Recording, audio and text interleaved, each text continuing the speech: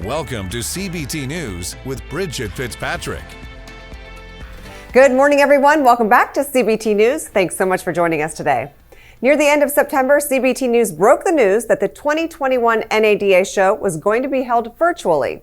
Nearly 3 weeks later, NADA has made the move official. In a press release, they announced that the 2021 show, which was originally scheduled to be held in New Orleans in January, would be moved to all virtual in February.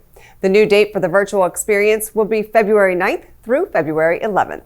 Registration for the virtual show is expected to open in the coming weeks. Ford's team of white-collar workers are going to be staying home a little longer. The automaker announced that salaried employees will continue to work remotely until July of 2021. The extension of the company's remote work implementation follows General Motors' decision to keep its office workers home through June of next year.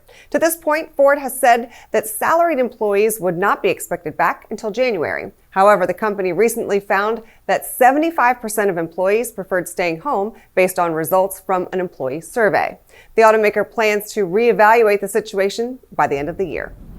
Ford's rival, GM, is temporarily shutting down its Corvette plant. The shutdown at the company's assembly plant in Bowling Green, Kentucky, was enforced due to a parts issue. The work stoppage impacts approximately 1,400 employees at the plant. In a statement, GM says that it hopes to get the plant back up and running by Monday, October 19th. Despite a solid third quarter, Volkswagen's Audi sector expects to report lower sales in 2020. The company said that despite great numbers in Q3, Audi will not be able to make up for losing ground due to the April and May shutdowns. September has been the best sales month for the luxury brand across all global markets, and Audi hopes to build on the momentum in the final quarter of the year. All right, don't go anywhere. Coming up next on CBT News, we speak with David Martin, Mar-Kee Group president and co-founder. This segment brought to you by Lodlinks.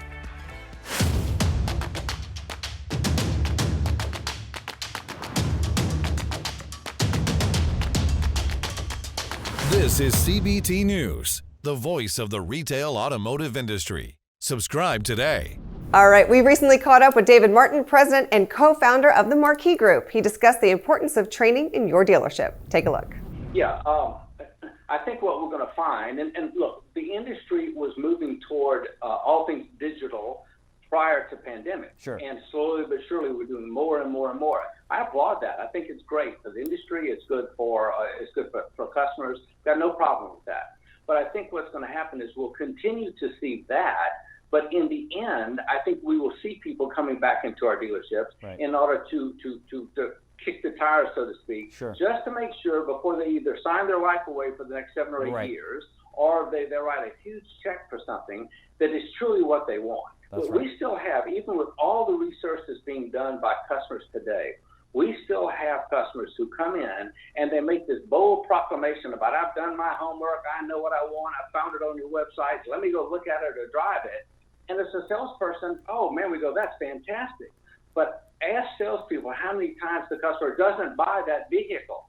And so we also need to, in this changing environment, we need to realize that no matter how much research they've done, in the end, it has to feel good to them. Right. And if we as salespeople just simply say, oh, great car, let's go drive it, what we find is that a lot of customers who have made that proclamation about, I found it, I've done my homework, I'm Mr. Wonderful, when they find something they don't like about the car, now all of a sudden their ego is kicked in. And they're thinking, I don't like this, but I'm not telling this guy that. That's right. Okay? So instead, that's when we start hearing the excuses about, well, I thought I told you I was 6 months from buying, and I still have to talk to my wife and all this stuff. And all that really happened was they just didn't want to tell you, I screwed up. That's right. So I think that from a training standpoint, we need to make sure our salespeople don't fall into this path of least resistance and just accept that customers done the research, they must know what they want. Be sure to become a member of CBT News so you can catch the full conversation with David.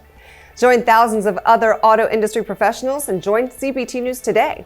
You'll start enjoying access to the day's top stories, exclusive interviews with industry leaders, special reports, shows featuring industry thought leaders like Steve Greenfield with the Friday Five. You'll get event coverage, the CBT News podcast, and so much more.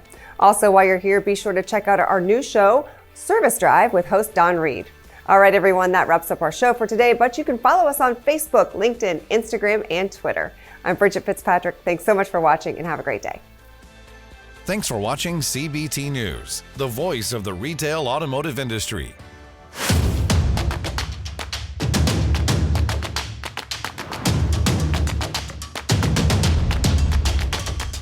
This is CBT News, the voice of the retail automotive industry. Subscribe today.